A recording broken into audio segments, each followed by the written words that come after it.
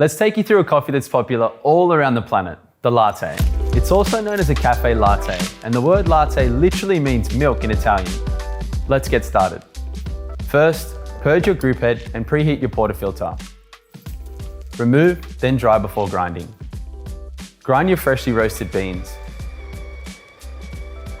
Give the portafilter a few taps like this to settle the grounds before tamping on a level surface.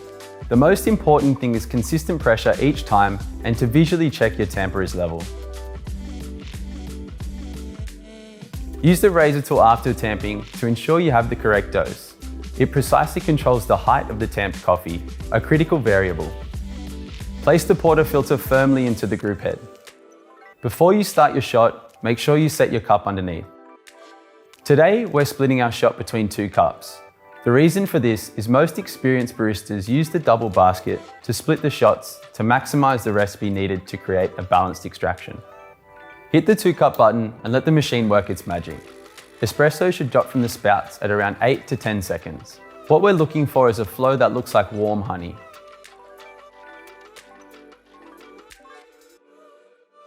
Just a note about the machine we're using here, the dual boiler. Like cafes, this machine has a dual boiler heating system, so you can also steam the milk while you're extracting the shot.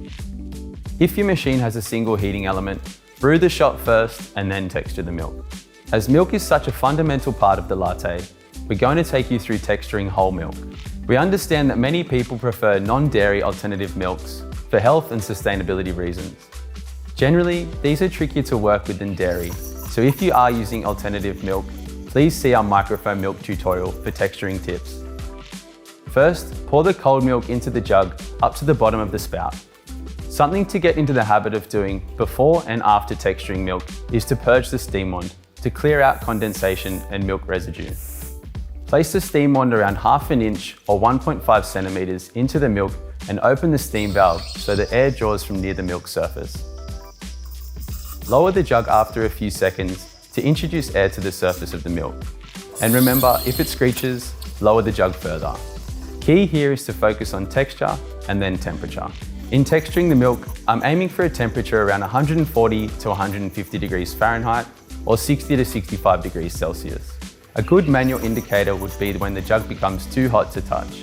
For non-dairy, I would recommend not going over 130 degrees Fahrenheit or 55 degrees Celsius, as the milk can start to separate or curdle.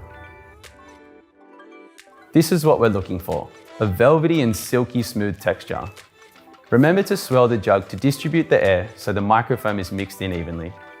Once done, don't forget to purge the steam wand again to clean the remaining milk inside and then give it a wipe with a damp cloth. Now we get to the fun bit, the pour.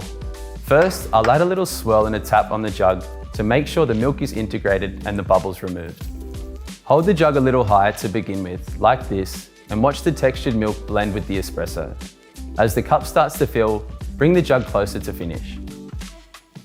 The drink generally has more microfoam than a flat white, but less than a cappuccino. Here, we're aiming to have around 1/2 inch on top. And there you have a classic cafe latte.